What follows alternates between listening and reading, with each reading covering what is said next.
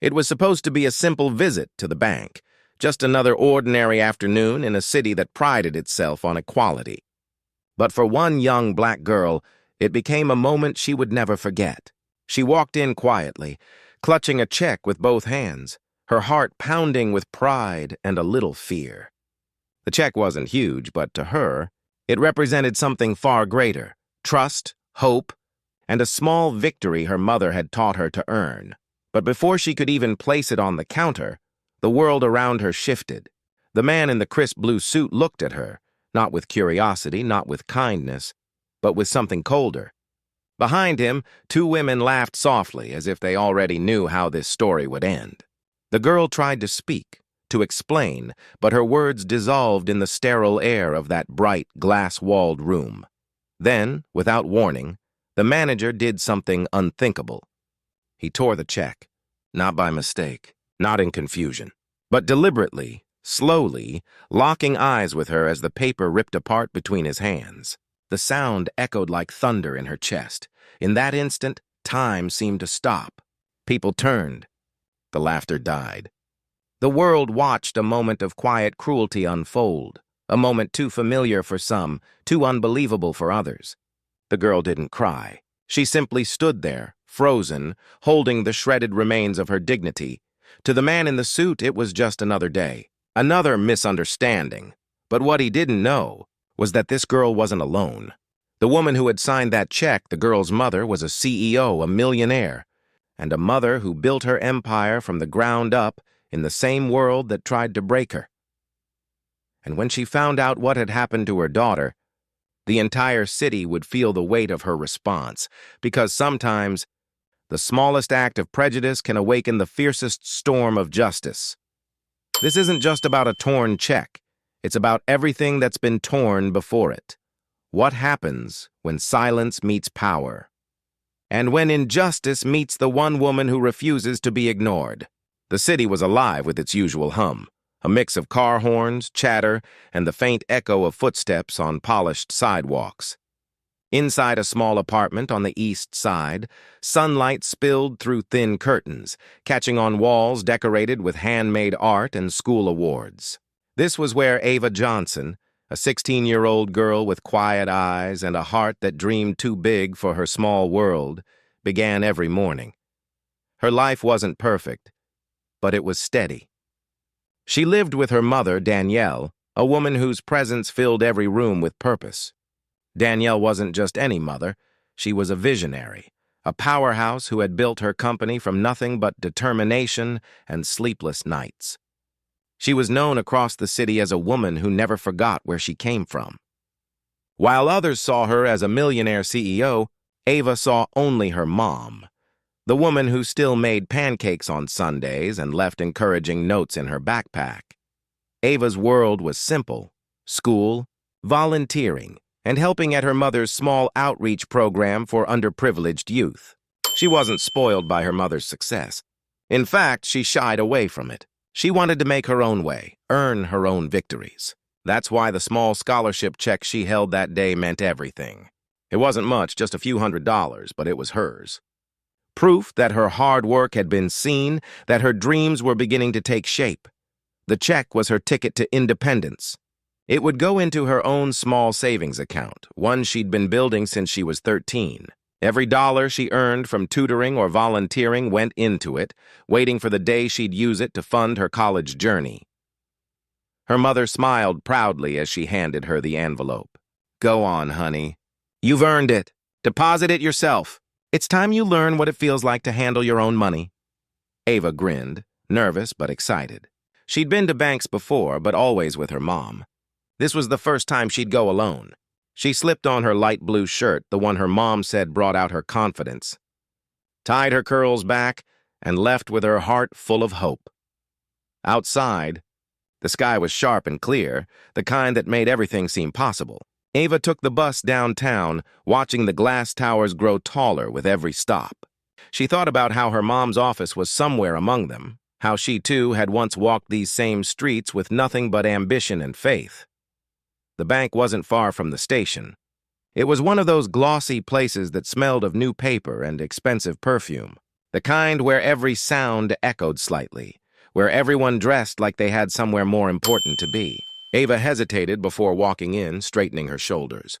She had rehearsed her lines in her head. "Good morning. I'd like to deposit this check, please." She wanted to get it right, to sound professional, to be seen not as a child, but as a young woman capable of managing her own life. But as soon as she stepped inside, the air shifted. She couldn't quite explain it, but she felt it.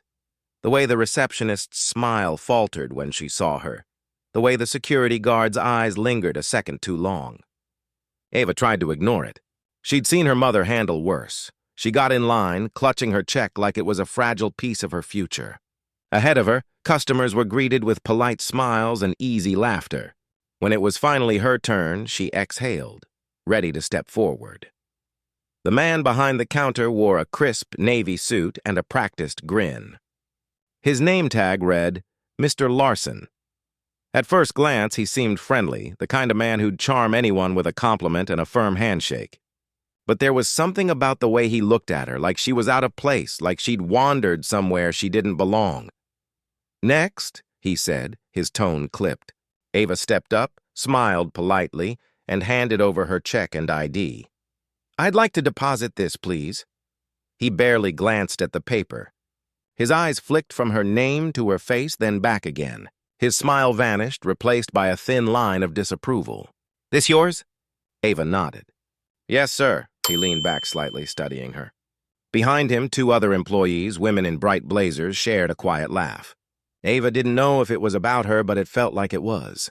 Her chest tightened. Larson held the check between his fingers, tapping it against the counter. "And where did you get this?" The question hit harder than she expected.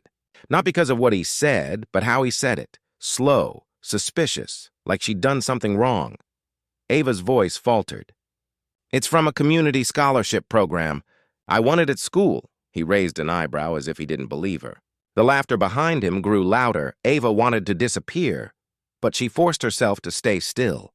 Her mother had always told her, "Never let them see you shrink." So she stood there, heart racing, waiting. Larson sighed, finally placing the check on the counter.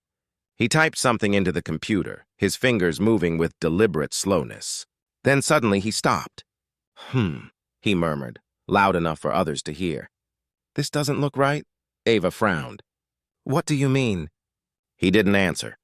Instead, he picked up the check again, holding it to the light as though searching for something invisible. Then came a look, a mix of condescension and disdain, that made her stomach twist. "Tell you what," he said finally, "why don't we verify this?" The words carried an undertone that chilled her. Around her, the bank seemed to quiet, as if the walls themselves were listening. Ava nodded, her hands trembling slightly. Minutes stretched into what felt like hours. Every time Larson glanced at her, it was with that same silent judgment. Customers passed by, some looking curious, others indifferent. And Ava, who had started this day with so much pride, now felt like a stranger in her own skin. She thought about her mother's voice, always calm and steady. "Stand tall, baby. The world may doubt you, but never doubt yourself." Ava tried. But the weight of those eyes, the stares, the whispers made it harder with each passing second. When Larson finally spoke again, it was in that same detached, almost performative tone. "I'm afraid we can't accept this. There's something off about it." Ava's breath caught. "But—" Before she could finish, he lifted the check and to her horror began to tear it, slowly, intentionally. The sound was deafening. Gasps rippled through the line behind her. Someone muttered something she couldn't make out. Ava's vision blurred. It was over in seconds, but to her it felt endless. Larson dropped the torn pieces onto the counter. "You'll need to speak with whoever gave you this. We don't deal with fake checks here." Fake. The word rang in her ears like a verdict. Ava stared at the shredded paper, her dreams scattered in front of her. She wanted to scream, to run, to vanish, but she didn't. She stood there, silent, frozen, trying to hold back the tears burning her eyes. And then, with the same cold detachment, Larson moved on to the next customer. Ava gathered the torn pieces, hands shaking. The room spun around her. She walked out of the bank without a word, the bright sunlight outside now feeling harsh and cruel. She didn't know what to feel, anger, humiliation, disbelief, but beneath it all, something else was growing. Something her mother had taught her long ago. Strength. Because what the bank manager didn't know, what no one in that room knew, was that this wasn't the end of the story. It was only the beginning. Somewhere across town, Danielle Johnson was about to learn what had just happened to her daughter. And when she did, the entire city would realize that beneath her calm, polished exterior lived a woman who had fought too hard, too long, to ever stay silent again. The same fire that built her empire was about to burn brighter than ever. And this time, it wasn't business. It was personal. Ava left the bright lobby as if stepping out of a dream that had suddenly turned hard and metallic. The street noise felt louder, the air sharper, the afternoon sun punishing in its clarity. The check, her small, hard-earned victory, now existed as fragments pressed into her palm. She felt the weight of strangers' eyes still on her, a residue of the spectacle she had been forced to become. Every movement carried an echo, the slow rip, the calculated stare, the implied accusation. She walked, not toward the bus stop, but anywhere that would keep her moving so the shock wouldn't pull her down into the pavement. Across town, Danielle's office pulsed with its usual order, timelines, teams, metrics, and the quiet hum of a vision carefully managed. She was finalizing a proposal to expand the mentorship program when her phone vibrated with a message from Ava. No words, just a photo of torn paper in a trembling hand. A second photo followed, the bank's glass facade reflecting a sky that no longer felt welcoming. Danielle paused, breath held, emotion rising fast and hot. She had built her name in a city that once refused to say it correctly. She had learned to fight using contracts and strategy, to make progress with calm persistence. But the image on her screen wasn't a business problem. It was the unspoken lesson she had hoped Ava would never learn in this way. Ava reached a park bench and sat with the careful stillness of someone trying not to break. She reassembled the pieces in her lap, arranging the jagged edges so the scholarship name almost lined up. Her pulse steadied just enough for the anger to push through the shock. That anger didn't roar. It coiled inward, settling into a quiet promise. She took one last photo, then slid the pieces into her bag as if preserving evidence from a crime scene that many would deny had ever occurred. Back inside the bank, the performance continued. Polite smiles reappeared, as if cruelty had a clock in time and a lunch break. A few witnesses exchanged glances and then looked away. A young teller who had watched everything pressed her lips tight and returned to her keyboard. The manager straightened his cuffs, regained his charm, and greeted the next customer with a tone that suggested normalcy could be restored if everyone agreed to pretend. Danielle called Ava, and the moment their voices met, the thin layer of composure cracked. Ava described the sequence in careful beats, the initial doubt, the interrogation disguised as procedure, the deliberate tearing, the final dismissal. Danielle listened with a stillness sharpened by years of practiced restraint. She told Ava to come home, to breathe, to put the pieces somewhere safe. She told her not to go back to the bank alone. Beneath the calm instructions, a storm formed, structured, targeted, inevitable. News traveled quickly inside their community in ways that official channels often ignored. By the time Ava returned home, 2 mentors from the outreach program had already reached out, one offering a ride, another offering to stand with them. The scholarship coordinator, when told, responded with shock and urgency. The check had been legitimate. Records existed. Signatures could be verified. Processes could be traced. There was no mystery to solve, only a decision to confront. Danielle gathered the facts with the precision of a builder measuring steel. She pulled the scholarship documents, the bank account details, the program's contact information. She printed Ava's photos on heavyweight paper so the torn edges looked as brutal as they had felt. She wrote down each step of the incident, not in outrage but in sequence, as if preparing testimony for an invisible court. Ava watched her mother move with quiet purpose and recognized a certain look, the one that meant a line had been crossed and there would be no compromise in the response. That recognition steadied her. She wasn't alone. She hadn't imagined it. She hadn't overreacted. She had endured something real, and it had witnesses. Together they returned to the bank the next morning, not for revenge, but for recognition and correction. They walked through the sliding doors where yesterday's humiliation still seemed to hum in the air. This time they moved like a tide, calm, inevitable, carrying the gravity of truth.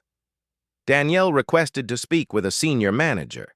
Names were exchanged, titles stated, tones measured, eyes alert. Around them, customers glanced up, sensing the tension that institutions prefer to dissolve quietly. The manager from the previous day appeared from an office corridor, expression glossy with surprise and control. He recognized Ava. He recognized Danielle not as a mother, but as a presence that altered the room's temperature. The bank's choreography began. An invitation to sit, a promise to review, an assurance that procedures were important and that misunderstandings could happen. The language glided, smooth and practiced, aimed at transforming harm into unfortunate nuance. What the bank hadn't calculated was Danielle's fluency in this choreography and her refusal to dance along. She described the sequence with clarity. She presented the printouts, the scholarship proof, identification, timestamps. She noted the mannerisms, the mockery disguised as whispers, the slow tearing performed as demonstration. She spoke without theatrics because the facts were sufficient, and because a display of rage would be used against them the way a torn check had been used as a verdict. The institution responded with procedure. The torn check could not be redeposited. A replacement would be required from the issuing organization. Verification would be initiated. A review would be undertaken. Apologies, careful, non-committal, vaguely formed, floated across the desk. The manager offered a carefully measured regret for any inconvenience. He stopped just short of acknowledging the essence of what had happened. Ava felt the familiar tug of self-doubt flicker at the edges, the way harm tries to rewrite itself in the victim's mind as a misunderstanding. Danielle didn't allow it to take root. She asked for the incident report number. She asked for the names of all employees present. She asked for access to the security footage covering the teller counter during the relevant time. She asked which regulatory body would oversee the complaint. She asked what the bank's anti-discrimination training included and whether it tracked outcomes rather than just completions. She asked, very specifically, whether any other checks deposited by black youths had been flagged in the past 6 months and what the bank's justification had been. The manager faltered. Procedure hadn't rehearsed for this level of precision. He promised to elevate the matter. He promised to have someone follow up. He promised, but the promises carried the weight of receipts still undelivered. They left not with closure, but with a paper trail. The outreach director issued a replacement check by afternoon and attached a letter stating that the first check had been destroyed by an employee during a disputed transaction. The letter didn't say why. It didn't need to. The truth zipped between lines like lightning. Ava deposited the replacement at a different branch with a mentor standing nearby. The transaction took minutes. No suspicious glances. No theatrical inspections. No performance of superiority. The difference was proof. 2 worlds operating. Within the same city under different rules, divided not by policy, but by perception. That night, Ava replayed each moment in her mind while the city settled into its nighttime rhythm. She tried not to hear the rip, but it was there, tucked into the places where she stored trust. She thought of children in her mother's program, of friends who would one day stand at counters in rooms that could decide who they were by how they were seen. She didn't want them to experience the rip. Danielle drafted a formal complaint addressed to the bank's regional director and copied the corporate office, the scholarship program, and a civil rights organization that had quietly supported her work before it carried headlines. She included a request for an on-record apology to Ava, policy review details, and mandatory staff training monitored by a third party. She attached an invitation for the bank to sponsor the mentorship program with a fund earmarked for financial literacy among youth whose trust had too often been pierced. It wasn't a ransom. It was a demand for responsibility equal to harm. The response came quickly in form but slowly in substance. A regional representative called to assure that values mattered. Another email arrived with a request for patience while the review proceeded. A handshake meeting was proposed. The choreography remained elegant, the movement forward minimal. The city, however, doesn't always move by corporate timing. A witness who had stood in line that day wrote a post on her small social page after carrying the memory for 24 hours, unable to sleep while imagining the look in Ava's eyes. She described the tear, the smirk, the silence around it. The post didn't mention names, but beauty and horror share a strange velocity. They travel quickly. The post was shared, then reshared, picked up by a neighborhood group, then by a local blogger who covered community issues with relentless care. The story gained shape, detail, context. Word reached a journalist who had been building coverage about covert discrimination in everyday spaces, cases that rarely made headlines because nothing exploded and nobody bled. Attention is power, but it also reopens wounds. Ava watched her story reincarnate in comments crafted by strangers. Many were kind. Others doubted, minimized, or redirected, insisting that perspective was incomplete without imagining alternative, even impossible explanations.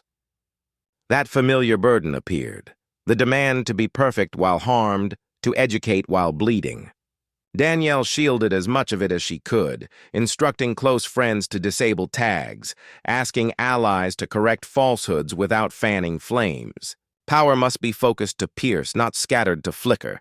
The bank tightened its posture. An internal memo reminded staff to refrain from online commentary. The manager in the blue suit adjusted his smile and told himself that context mattered, that policy existed for a reason, that he had done what he was trained to do. He called his supervisor and shaped the story he would defend. Uncertainty over authenticity. A responsibility to protect the institution. He did not mention the look he had given Ava, or the laughter behind him like soft applause. Danielle's legal advisor, an old friend who believed in building before burning, stepped in quietly. He explained the regulatory framework and the levers often ignored by the casual observer: state banking oversight, federal anti-discrimination statutes, consumer protection pathways, the weight of documented pattern versus isolated misstep. He advised patience paired with pressure, receipts paired with restraint. He reminded Danielle that winning in public didn't always repair what was broken inside a child. Some victories must protect the heart, not only expose the harm. The next day, Ava woke with a heaviness that didn't match her age. She considered skipping school, then decided to go. She didn't want the incident to claim any more space in her life than it already had. At school, whispers grew in hallways where cruelty had no uniform but always found a shape. Some classmates offered quiet support. Others avoided eye contact as if proximity to pain might stain. A few sent messages framing the event as overreaction, attaching links to articles about fraud with the implication that caution was race-neutral. Ava read them and felt the familiar heat of unfairness rise. She closed her phone. She focused on the clock. She finished her day because staying present was an act of strength. By late afternoon, the journalist reached out to Danielle with a careful request for an interview. He promised accuracy and context. He said he would protect Ava's peace if they declined. Danielle weighed the options with the same seriousness she used in business deals. Silence would protect, but at what cost to others? Exposure could push change, but at what cost to Ava's calm? She asked Ava how she felt. Ava said she wanted the truth told, but not her face everywhere. Danielle agreed to a recorded conversation without cameras, focusing on policy and pattern rather than spectacle. During the interview, Danielle explained the layers of harm, the humiliation of being dismissed, the normalization of suspicion, the way a single gesture can echo through a young person's sense of self. She described Ava's achievements without performing them as a defense of worth. She kept the focus on the system that produced the moment, not just on the man who enacted it. The journalist listened, took notes, asked for documents, and left with a story threaded through with humanity and facts. The bank's response, when previewed with a request for comment, arrived as a formal statement polished by legal caution. It assured that the institution took allegations seriously, that it valued diversity, that an internal review was underway, that it couldn't comment on specific employee actions due to policy. It promised to learn. The words might have soothed if they hadn't been used so many times to gently cover the same wound. As attention grew, messages poured into Danielle's inbox from strangers describing similar humiliations, checks questioned, accounts denied, identifications scrutinized with a skepticism that felt less like diligence and more like profiling. They came from teenagers and elders, from professionals in suits and workers in uniforms. The stories varied in detail but shared a pattern. Ordinary transactions turned into trials, dignity treated as collateral, trust withdrawn at first glance. Danielle compiled these accounts into a document titled, like a project, Incident Pattern Log. Dates, locations, perceived motivations, outcomes. It read like a map of small betrayals stretching across a city that claimed inclusiveness as a brand. She forwarded the log to the civil rights organization with a note that they needed not only a response, but a reform plan, one that required measurable commitments, not only training slides and a photo on a corporate page. Meanwhile, the internal review at the bank yielded friction. The young teller who had watched the incident debated whether to step forward. Fear whispered about job security and retaliation disguised as performance metrics. Conscience argued louder about the cost of silence. She wrote a detailed account and submitted it confidentially, specifying the laughter in the background and the deliberate pace of the tear. She noted that she had processed similar checks from white teens with far less scrutiny and in a fraction of the time. Her statement didn't save Ava's moment, but it carved honesty into the institution's record, a stake in the ground that would be hard to uproot. The regional director requested a private meeting with Danielle. The invitation carried the tone of conflict management. Danielle accepted, setting conditions in writing, an on-record discussion, a timeline for corrective actions, and the attendance of a representative from the scholarship program. The meeting took place in a glass-walled conference room that mirrored the bank's public-facing transparency while muffling its accountability. Executives used phrases designed to distribute blame until it vanished: unfortunate perception, non-standard verification, isolated deviation. Danielle redirected every softening term toward the concrete reality of what Ava had experienced. She asked about surveillance footage. They cited policy. She asked about prior complaints. They cited confidentiality. She asked about outcome-based training. They promised to explore. Outside the meeting, the journalist's story aired. It was measured, not sensational, a rare narrative that preserved the victim's dignity while indicting the pattern. The story concluded with a call for viewers to share their experiences with financial discrimination. Phone lines lit, inbox notifications stacked. The city's silent ledger began to balance in testimony. Ava, watching the segment from home, felt a complicated mix of exposure and relief. Her name wasn't used, her face not shown, but her pain had been given language that didn't shrink it. She went to her room, pulled out the scholarship certificate, and placed it on her desk beside the pieces of the torn check sealed in a clear envelope. Two realities side by side, achievement and attempted erasure. She chose which would define her by keeping both visible and refusing to let the latter swallow the former. The bank, pressured by public attention and regulatory inquiries, moved from assurance to action. It placed the manager on administrative leave pending investigation. It announced a partnership with an external consultant to review anti-bias procedures. It offered a public apology, general, collective, cautious. The apology acknowledged harm experienced by a customer but did not name Ava, the tier, or the specific conduct. It was a bridge built halfway over a river, expecting those harmed to cross the remaining distance alone. Danielle did not allow the bridge to stand as the final architecture. She requested a community forum hosted at a neutral space, perhaps a library auditorium, where bank leadership would listen to testimonies and outline concrete commitments with deadlines. The civil rights organization agreed to moderate. The plan gained momentum, not because institutions crave such exposure, but because refusing it now looked worse than confronting it. The night before the forum, Ava lay awake thinking about how a simple errand had unfolded into a movement she hadn't sought. She replayed smaller moments of her life that now felt connected. The store clerk who had followed silently through aisles. The substitute teacher who had assumed she was in the wrong advanced class. The neighbor who had asked if she lived in the building or visited for work. Each incident had been manageable alone, easy to discard for sanity's sake.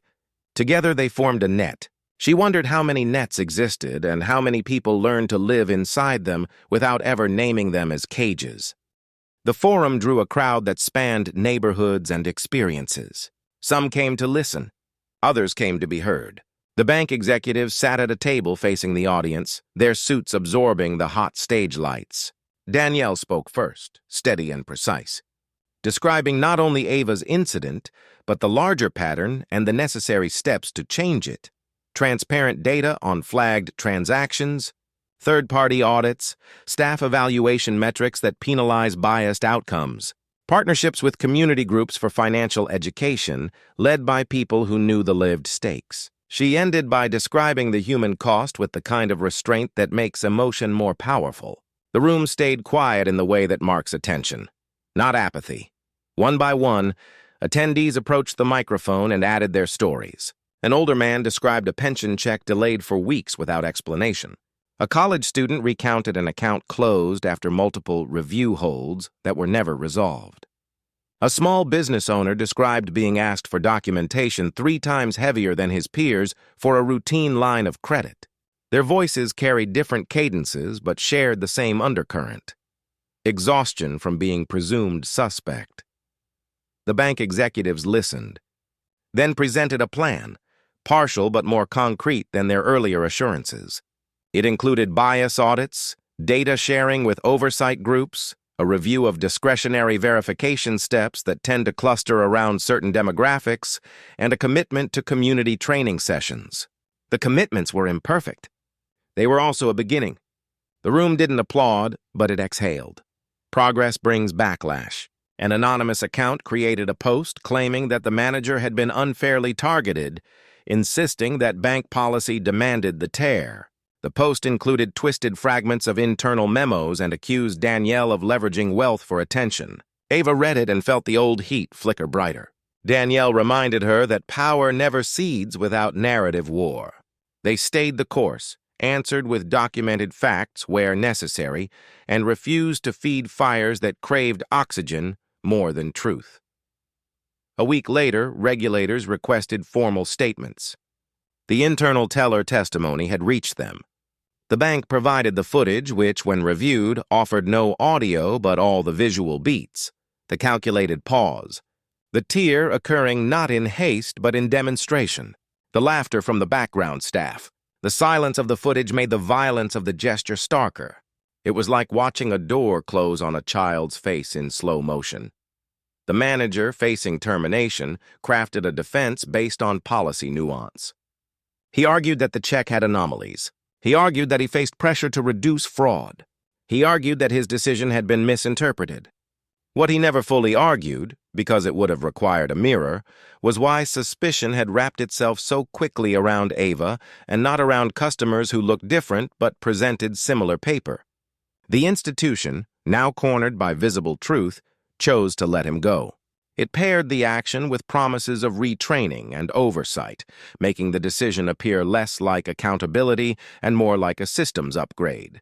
Ava felt no triumph in his departure.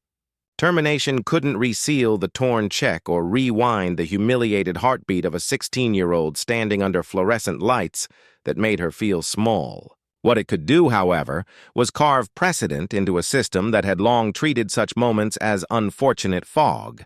Precedent is heavier than apology. It alters future rooms before people walk into them. The scholarship program, galvanized by the incident, launched a financial dignity initiative. Workshops were scheduled for youth on how to navigate institutions designed without them in mind. Role plays practiced calm firmness under scrutiny, documentation preparedness without surrendering humanity, complaint filing without fear. The sessions also included bank representatives, not as saviors, but as listeners and learners required to sit in the discomfort their systems had created. Ava helped design the materials. She stood at the back of the room during the first session and watched younger students volunteer with the kind of bravery that flickers like a candle and then suddenly fills a room. Momentum built toward a city council. Hearing on equitable banking. Danielle prepared testimony linking Ava's incident to policy proposals. She met with other CEOs who had remained quiet about their own experiences of coded disrespect in elite spaces. Together, they drafted a coalition letter urging regulatory reforms and transparency standards. The letter emphasized not pain, but possibility. Equitable systems grow healthier economies by unlocking trust. As the day of the hearing approached, Ava felt both seen and exposed. She wanted to speak, but worried her voice would shake. She practiced alone in her room, not with lines, but with breath. She decided that her presence would be enough, her body in a seat among others, her story in the record without requiring her to relive every frame. The hearing opened with the usual ceremony, then cracked open to public truth. Danielle spoke. The civil rights representative spoke. The bank's new compliance officer spoke with a tone that suggested someone had whispered urgency in his ear for the first time. Data was laid out. Disproportionate rates of flagged checks by zip codes and surnames, discretionary verifications correlated with skin tone when controlling for amount and issuing institution. The numbers did what numbers do when they are honest. They converted anecdotes into irrefutable geometry. Council members asked questions. Some signaled commitment. Others tried to center fraud control as if justice and caution were mutually exclusive. The room felt like a scaled version of the bank lobby, power navigating between liability and responsibility, people refusing to be invisible while waiting for a decision they had not been invited to shape until now. Ava looked around at faces she didn't know but felt connected to. She realized the rising action of this story wasn't only about a bank manager's cruelty. It was about the machinery that made such cruelty feel routine. It was about how a single tear in a check could trace the outline of a larger tear in a social fabric that had learned to disguise itself as policy. The hearing ended not with a vote, but with a promise of drafting measures. It was procedural, unsatisfying, necessary. Outside the chamber, reporters clustered around Danielle for statements. She offered gratitude to those who stood with them and reiterated the demands with the focus of someone who will return until the job is done. Ava watched the cameras glint and felt both small and strong. She hadn't asked for a role in any of this, but she was learning to carry it. That evening, as the city dimmed and windows lit one by one, Danielle and Ava sat at their kitchen table in the soft halo of a lamp. Between them lay the envelope containing the torn pieces and a notarized copy of the investigation's findings. They didn't speak for a while. They didn't need to. The silence was not the same as the bank's silence. This one held safety. Then the phone buzzed with a message from the journalist, a preview clip of a follow-up story that would air tomorrow. The clip showed a montage of testimonies from the forum, then cut to an empty teller counter. The camera lingered on the space where hands exchanged paper and trust. The reporter's voiceover noted the bank's commitments, then asked whether change would be measured by next quarter's press release or by the next teenager's experience at the counter. Ava turned off the screen and felt her heart slow. For the first time since the incident, she slept deeply. Morning brought clarity and a new turn. An email landed from the Regional Banking Authority. It confirmed that preliminary findings suggested policy misuse and adverse impact tied to discretionary verification choices. It requested permission to cite Ava's case, without name, in a broader guidance memo to all regional branches. The email included language that, if issued, would reframe torn checks and similar humiliations not as isolated errors, but as evidence of systemic bias requiring corrective mandates. Danielle read the email twice, then looked at Ava. The question hovered between them without words. Whether to consent, whether to allow their private pain to become a public lever strong enough to move more than one building. Before they could answer, another message arrived from an address Danielle didn't recognize. It was short, unadorned, and carried none of the corporate gloss that had defined previous communications. It came from the young teller who had given her confidential statement. She thanked Ava, not for making noise, but for holding her ground long enough for others to find theirs. She said the truth had cost her sleep but restored her spine. She wrote that staff had started to speak quietly to each other about routines they had never questioned. Culture does not change when people are shamed, she said. It shifts when someone shows that pretending not to see isn't survival. It's surrender. Danielle closed her eyes and felt something settle. Consent, she decided, was not only possible, it was necessary. Ava nodded, calmer than before. She agreed. They hit send. Within hours, the authority replied with a draft memo. It was firm where many memos choose softness. It defined discriminatory impact in routine transactions. It required data tracking by demographic characteristics for discretionary holds. It mandated third-party audits and community reporting. It specified consequences that exceeded training and reached into leadership evaluations. The memo was not everything, but it was more than most. It was a tool Ava had helped create simply by refusing to accept a false verdict in silence. Yet, even as progress assembled itself, another ripple formed. A quiet contact informed Danielle that the dismissed manager planned to file a wrongful termination claim, insisting that he was sacrificed to appease public pressure. He had hired counsel skilled in reframing bias as overcorrection. He intended to cast himself as the victim of a performative culture war. He intended to argue that the tear, a gesture captured clearly by silent cameras, had been a necessary and neutral act. The news did not surprise Danielle. Systems resist change by reproducing the very narratives that created the harm. She prepared mentally for hearings and depositions, for days spent in rooms where language is wielded like a blade. She considered the emotional toll on Ava. She measured the cost and weighed it against the possible future where a youth, like Ava, would face a different counter with a different outcome. The day before the claim was to be filed, Ava received a letter at home. The envelope bore no return address. Inside was a single page, folded once. The handwriting was neat, almost formal. The letter did not ask for forgiveness. It did not offer explanation. It described a childhood in which power had always looked one way and vulnerability another. It described a career built on pleasing those who held the key to advancement. It admitted that cruelty, when framed as compliance, can feel like duty. It ended with a sentence that didn't soften consequence, but widened context. Awakening often begins at the moment when silence is finally impossible. There was no signature. Ava placed the letter beside the torn check envelope and stepped back as if viewing a small exhibit of a large truth. She understood that accountability does not require an apology from the person who caused harm. It requires an architecture that prevents harm, even when old habits pace the perimeter. The morning of the claim arrived. News crews waited at the courthouse. Advocates gathered quietly, ready not for spectacle but for presence. Danielle and Ava didn't attend. Their counsel would handle the first procedural step. They stayed home, making pancakes with the same Sunday rhythm Danielle had preserved through every storm. They laughed at a small spill of batter that formed a lopsided heart on the pan. They cleaned it together. Then the phone buzzed with a message from their attorney. The former manager had postponed filing.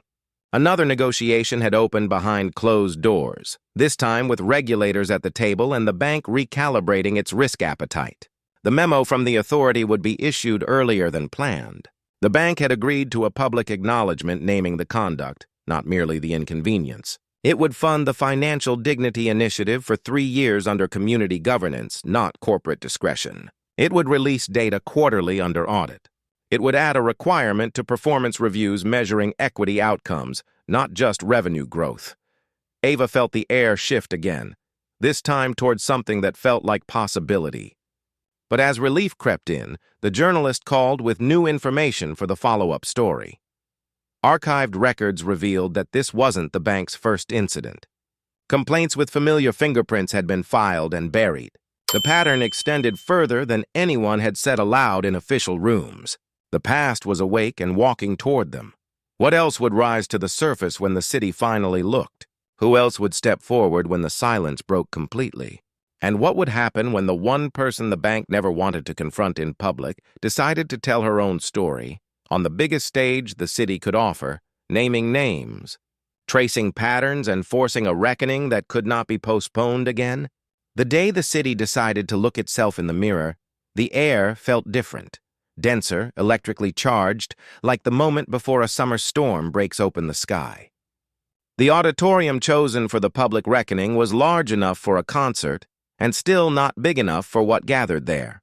Reporters setting up lights, neighbors filling rows, elders sitting with folded hands and steady eyes, young people standing along the walls with phones ready to record what the institutions preferred to forget. On stage, a long table waited beneath unforgiving lamps. Name placards lined up like small monuments.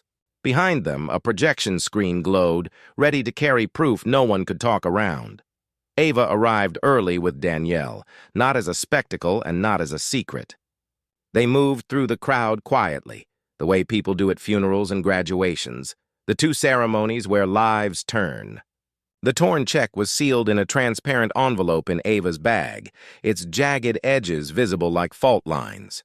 Close to her chest, she also carried a thin folder containing the scholarship certificate and a timeline written in Danielle's even script. Each line was a rung on a ladder she had climbed back up from the floor of that bank. On the other side of the stage sat the bank's delegation. Their suits absorbed the light. Their faces reflected calculation. The regional director stared straight ahead, posture a study in composure. To his right, a new compliance officer tapped a pen, already sweating under the conviction that today would leave marks on his career. Farther down, the manager who had torn the check waited with counsel, pale but firm, building a story in his head about policy and pressure, about duty mistaken for malice. It would be his last day as a private figure. Regulators took their seats, their presence the shape of government when it remembers its purpose. The civil rights organization's representative sat near Danielle, a calm gravity that steadied the table.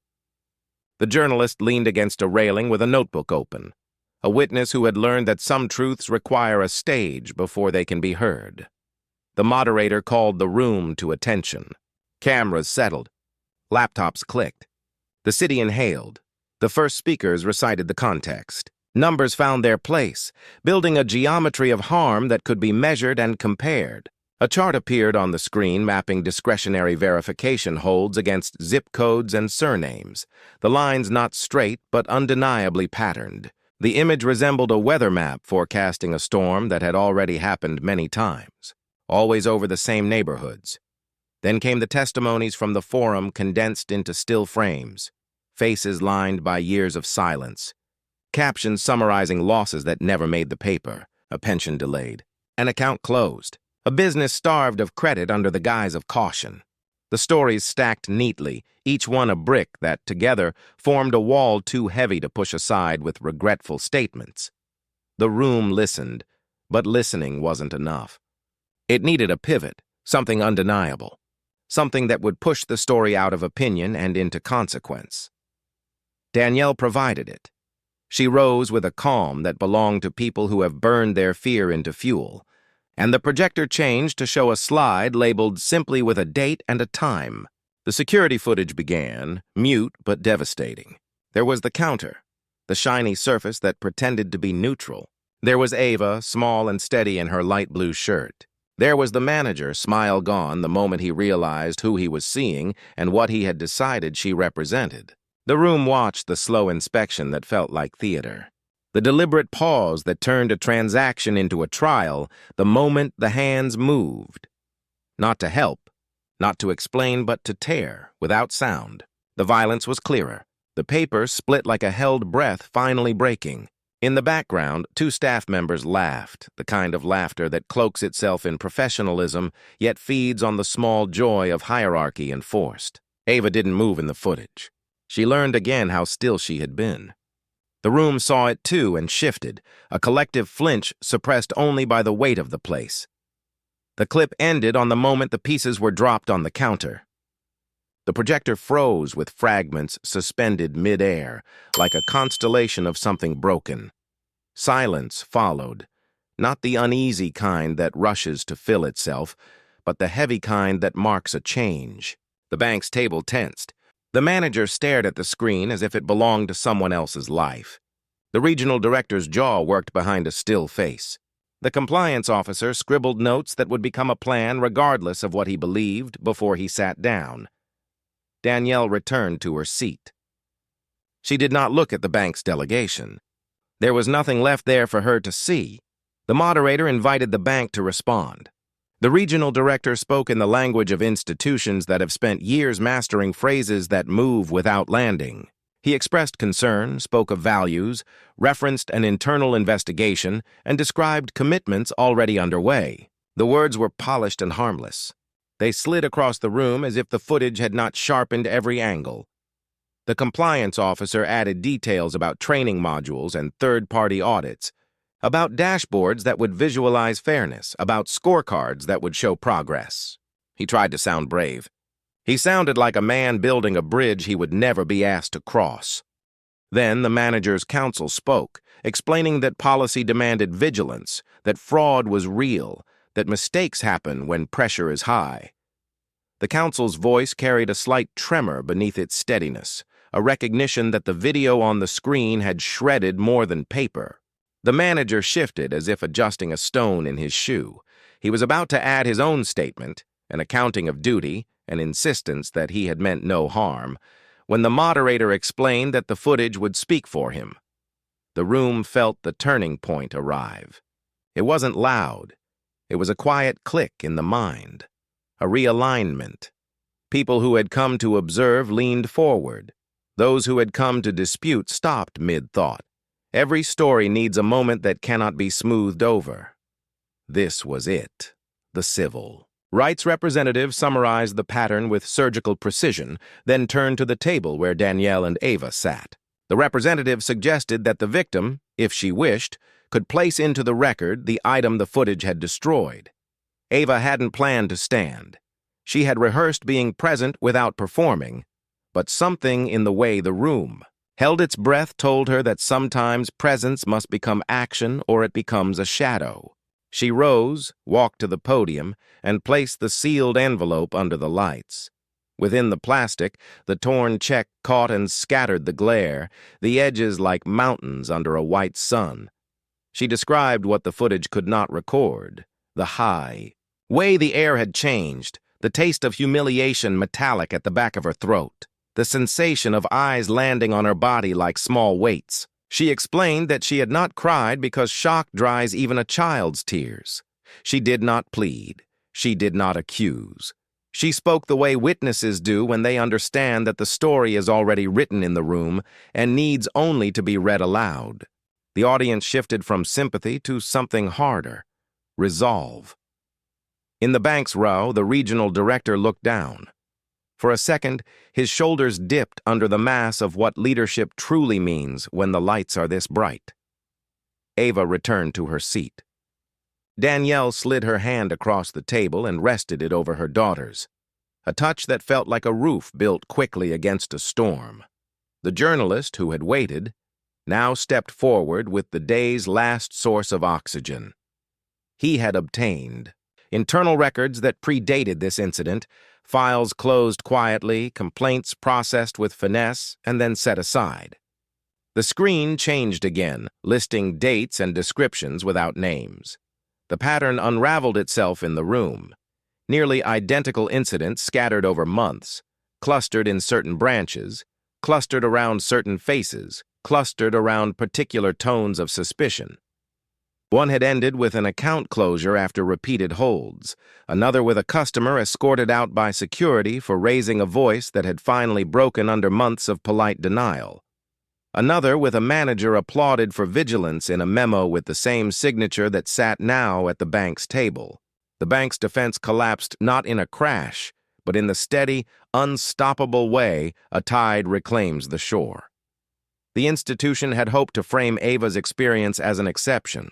The records proved it a rule. The moderator allowed a brief reaction from the audience. The sound that rose wasn't a chant or a shout. It was a low, collective exhale that said enough. The younger attendees lifted their phones higher. Elders nodded, eyes closed, as if hearing a hymn finally reaching its last verse. Danielle stood again, not to escalate, but to finish the turn. She explained that her company would be moving its accounts, not in anger, but in alignment. Money is not morality, she said, but budgets write values in ink. The decision had already been made and executed. She had waited to announce it until the commitments were public and measurable. Her voice didn't swell, but the room felt the weight of the statement land where it was meant to, on the calculus that defines many boardrooms. The bank's stock wouldn't tremble because one client left. It would tremble if others followed and if regulators hardened their gaze. Today's room ensured both. But Danielle didn't stop at departure. She announced that the redirected funds would seed a community-controlled financial dignity initiative for youth, audited independently, housed in an organization that had never forgotten who it served. The initiative would teach, yes, but it would also monitor and publish. It would become another set of eyes that refused to look away.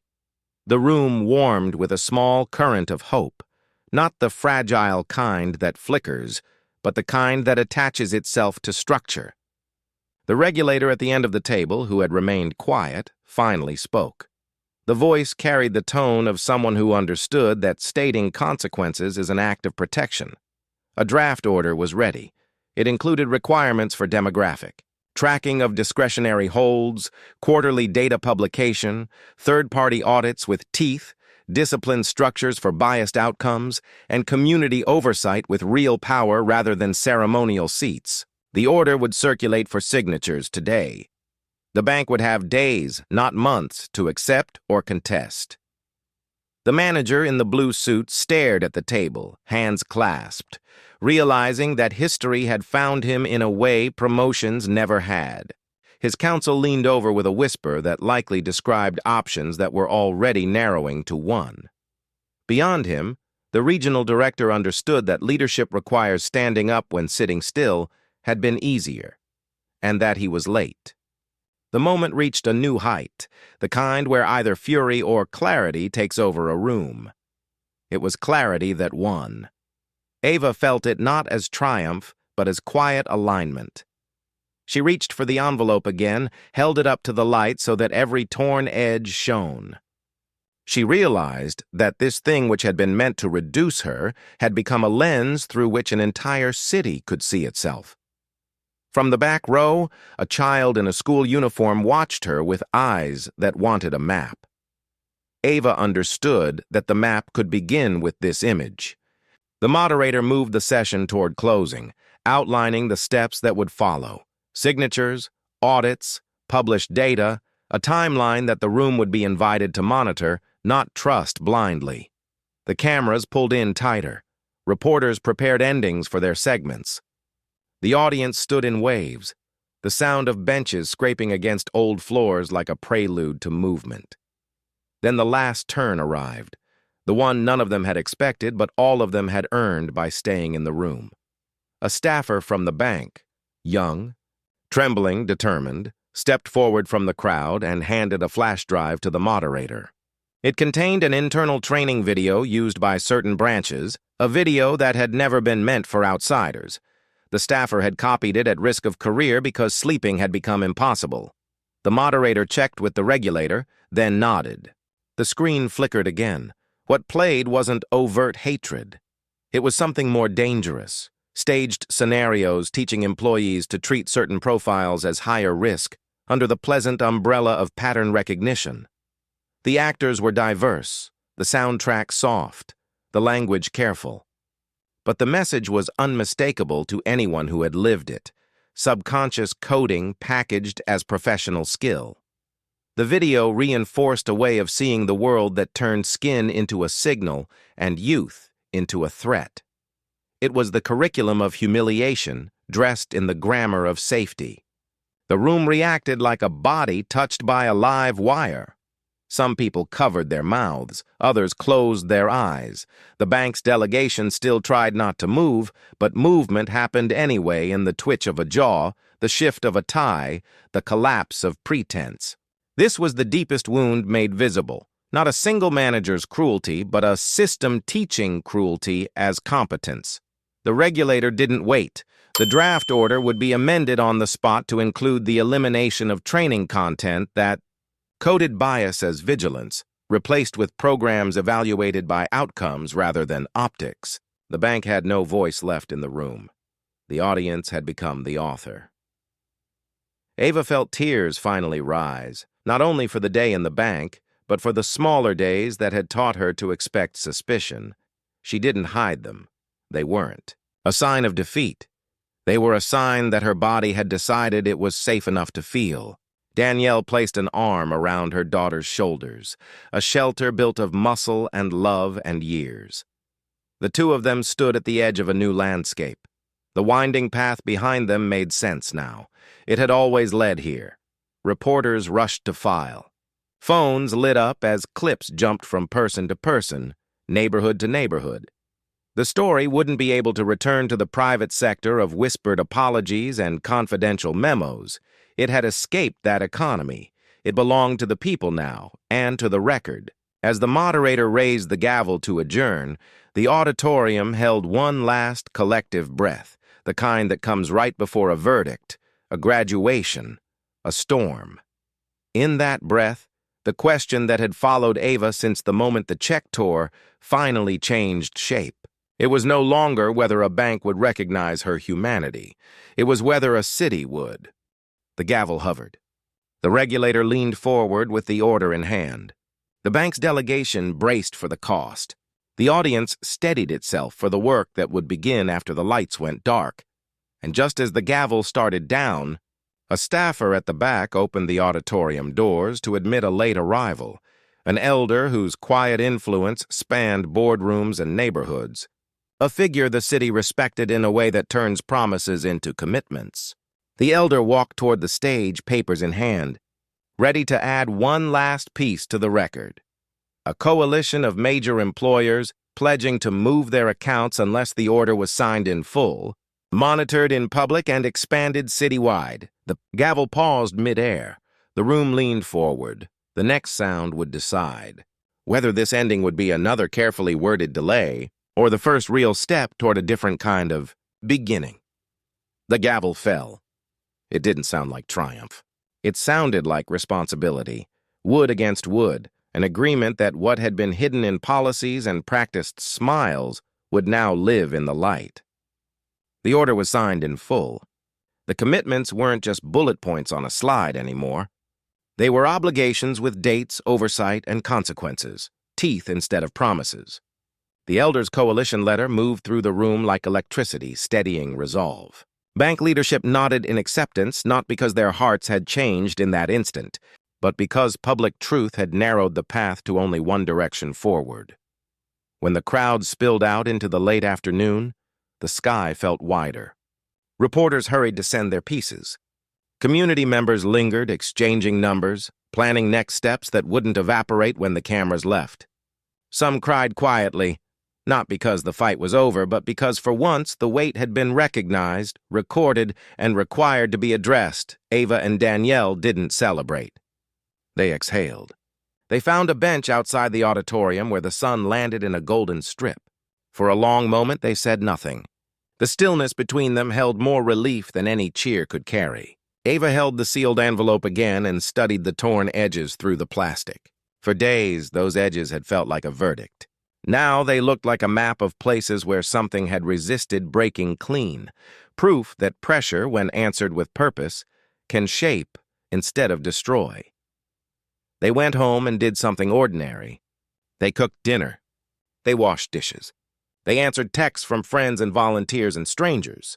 The house filled with messages from people who had stayed quiet for years and finally wanted to speak. Some described humiliation at counters and windows and desks. Others offered help, grant writing, data analysis, space for meetings, child care during forums, rides for elders to hearings. The story had cracked something open, and 1,000 small lights were finding their way through. In the days that followed, the order moved from paper to practice. Branches across the city began publishing quarterly data on discretionary holds and flagged transactions, divided by demographic patterns that institutions had insisted were too complicated to track until tracking became mandatory. Staff huddles changed. Scripts changed.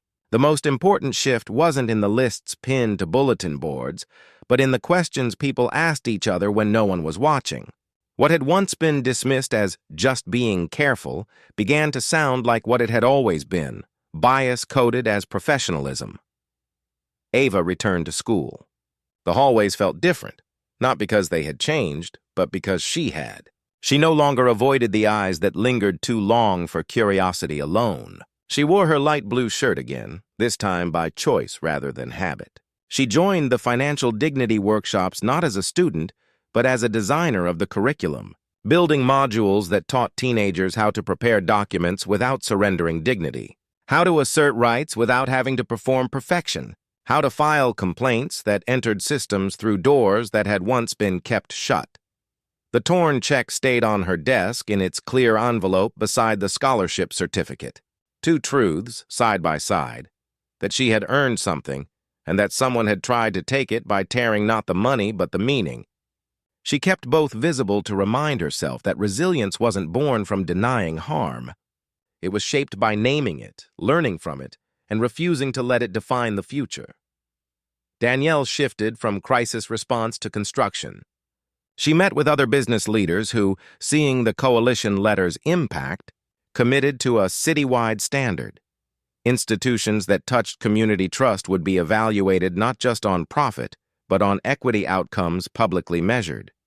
Danielle wasn't interested in punishing for the sake of it. She was interested in redesign. She understood that systems change when budgets, evaluations, and legitimacy are tied to fairness the way they have always been tied to growth. The bank's former manager faded from the center of the narrative. His absence did not equal peace, but it removed a distraction. Accountability had been necessary. Transformation required more. The training video unearthed at the hearing became a case study in how bias often enters organizations politely, with polished branding and neutral music, asking employees to trust flawed instincts disguised as expertise. It was retired and replaced with programs built with community partners and measured by whether people's experiences at the counter actually changed. The difference wasn't cosmetic. It was structural. It was slow in some places and breathlessly fast in others, like weather that breaks differently over different blocks. Not every branch transformed overnight. Resistance surfaced where it always does, inside habits, beneath polite defenses, in the reflex to treat new obligations as burdens instead of opportunities to do the job better. But the presence of data, oversight, and community eyes, combined with consequences that reached beyond training certificates, shifted the center of gravity. Each quarter, more lines on more charts tilted toward fairness. Each story of a young person depositing a first paycheck without interrogation carried back to the forum like a small, essential victory. The journalist published his follow-up pieces with care. He refused to make Ava the face of the city's pain. He chose instead to show patterns and solutions, weaving in voices that had always been present but had rarely been given the microphone. He highlighted the audit results, the workshops, the public dashboards that ordinary people could read without a finance degree. He ended each segment by asking not whether the city had solved the problem, but whether the city was now structured to keep solving it. The difference mattered. Change was no longer a one-time headline. It was a measurable practice. Ava noticed the shift most in the smallest places. A grocery store clerk who used to follow her down aisles now offered a nod without suspicion. A teacher who had once questioned her placement in an advanced course asked her to review the school's mentorship program for freshmen who felt out of place. A neighbor who had spoken in careful euphemisms about how things are asked, then listened, without defending what he had once called misunderstandings. The city hadn't been reborn. It had been confronted, and confrontation, when done with clarity and consequence, changes posture even when hearts lag behind. The civil rights organization transformed the Financial Dignity Initiative into something wider, a public scorecard for everyday institutions, banks, clinics, schools, housing offices that measured dignity as a service outcome. Community members learned to collect testimonies responsibly, to guard against rumor and amplification that harms rather than helps. Data wasn't a cold spreadsheet anymore. It was a living ledger of trust and betrayal, progress and backsliding. In meetings that might once have been dominated by officials, young people now presented slides with calm confidence, naming patterns and asking for fixes without apologizing for the inconvenience of truth. Danielle learned to separate anger from clarity without losing the power of either. She spoke at conferences where executives liked to use words like journey and growth. She told them the truth. Journeys without destinations are ways to avoid accountability. Growth that doesn't change outcomes is decoration. She explained that the point of corporate values wasn't to make people feel good about themselves.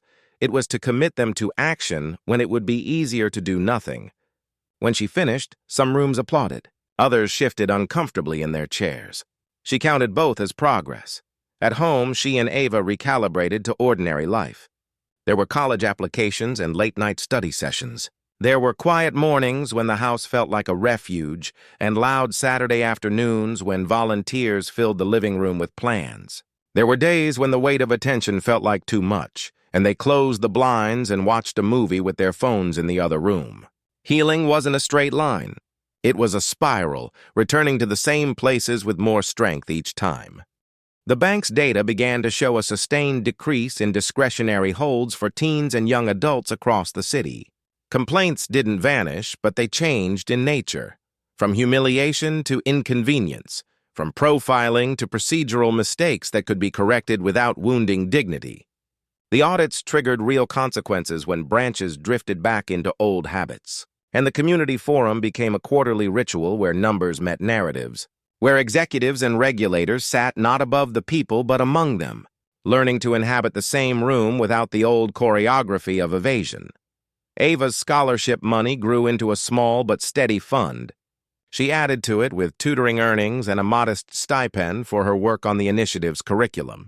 She learned to balance advocacy with ambition, refusing the false choice that insists one must pick between changing the world and building a life. She studied economics and sociology with equal curiosity, wanting to understand both the math of systems and the human stories behind every number. On a quiet evening months after the hearing, she took the torn check out of its envelope for the first time. Her hands no longer shook. Carefully, she placed the pieces on a sheet of archival paper and arranged them the way she had on that park bench. The tiers didn't fit together perfectly. Gaps remained where the paper had thinned under the original stress. She didn't try to hide them. Instead, she framed the page with a caption she wrote in her neat script: Evidence and Beginning. She hung it above her desk. It became a private monument not to what had been done to her, but to what she had built from it. The city, imperfect and stubborn as all cities are, kept moving. New problems demanded attention. Old prejudices looked for new disguises. But something had shifted in the common sense, an understanding that dignity wasn't a favor granted by institutions, but a baseline requirement they were measured against in public view. That shift didn't cure racism. It did something more practical and, in its way, more radical. It made racism costlier where it had too often been free. The most enduring impact unfolded quietly in places without microphones. A parent walked with a teenager into a bank and felt only the usual nerves about money, not the additional dread of judgment. A teller paused before asking a question learned from a bad script and chose a different one instead. A manager held a staff meeting where he didn't just repeat a training slide, but asked his team to look at the branch's data and own it together.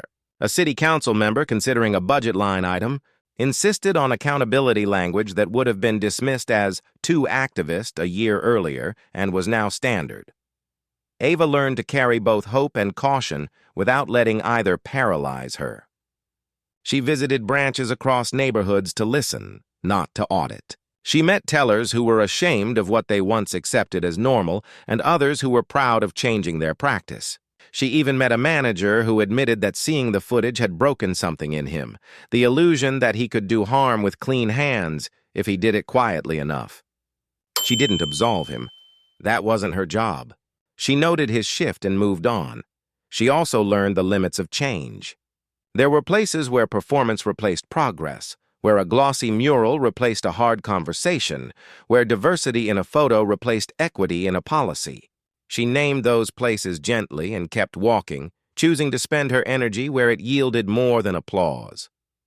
What stayed with her most was this: every system is made of people making daily choices. Policies can push those choices toward justice or cruelty. Data can expose patterns and make denial costly.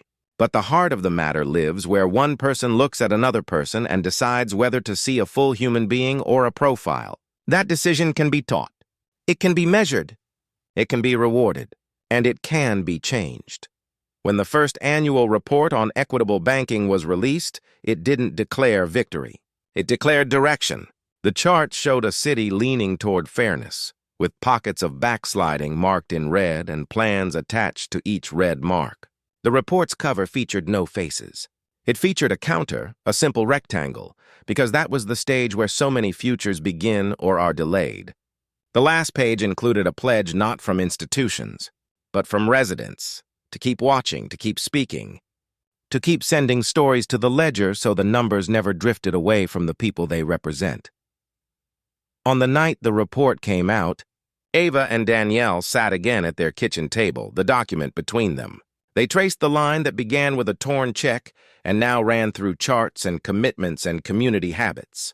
They didn't pretend the line was smooth. They didn't claim the work was done. They were proud anyway. Ava closed the report and looked at the framed reconstruction above her desk.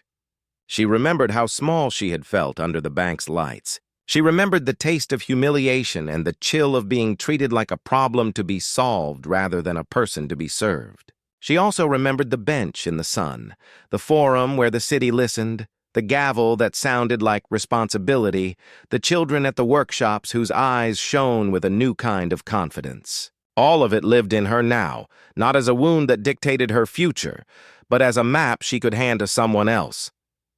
The next morning, she returned to the outreach center to run another session. The room filled quickly with teenagers holding folders and questions and a steely kind of hope. She began with a short story, not her own, but one like hers, about a moment when dignity was tested and held. She watched posture change around the circle. She reminded them that they didn't have to earn respect to deserve it. That documentation was a tool but not their identity. That composure was a strategy and not a requirement to be treated kindly. Before they left, each student wrote a private commitment on a note card. One thing they would do to stand steady for themselves or for someone else at a counter, a window, a desk. The cards went into a small box labeled "Next Time." It wasn't a threat. It was a promise that when the next test came, as tests always do, they wouldn't be alone and they wouldn't be unprepared. That night, as city lights stitched themselves across the dark, the journalist's final piece in the series aired. It ended with a simple shot, a hand, no name visible, placing a check on a counter and another hand, also unnamed, receiving it with care.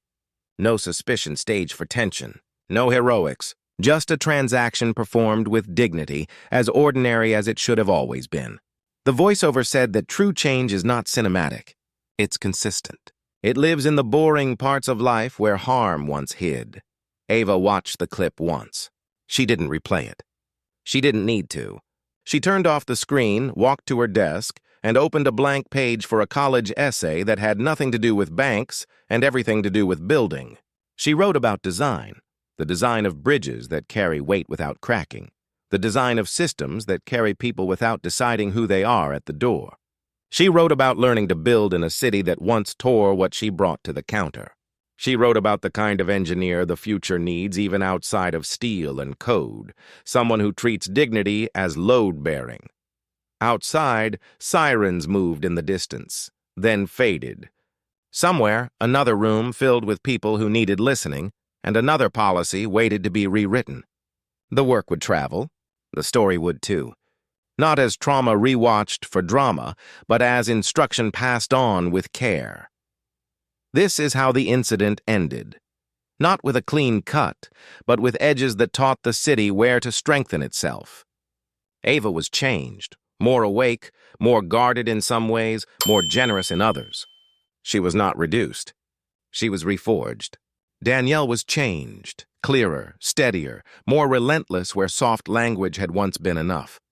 The people who watched were changed in 100 quiet ways. A teller's pause, a manager's metrics, a neighbor's question asked without defense, a teenager's spine straightening at a counter, and beyond them the larger meaning remained, unignorable. Racism is not only the loud insult or the violent act. It is the small gate in the everyday path, the paper torn at the counter, the doubt cast across a face before a word is spoken. It is as structural as a budget and as intimate as a glance. It persists where it costs nothing. It weakens where it is measured, confronted, and made expensive. So the question that began with a shredded check turns to us now. What will we build so the next young person who walks into a room designed without them in mind leaves with their dignity untouched and their future undelayed? If this story moved you, don't let it end here. Share it. Speak up where you stand. Ask for the numbers. Support the work that turns promises into protection. Add your voice to the ledger so the data never forgets the people. Because the next sound we need to hear isn't a gavel. It's the soft, steady rhythm of ordinary lives moving forward without obstruction.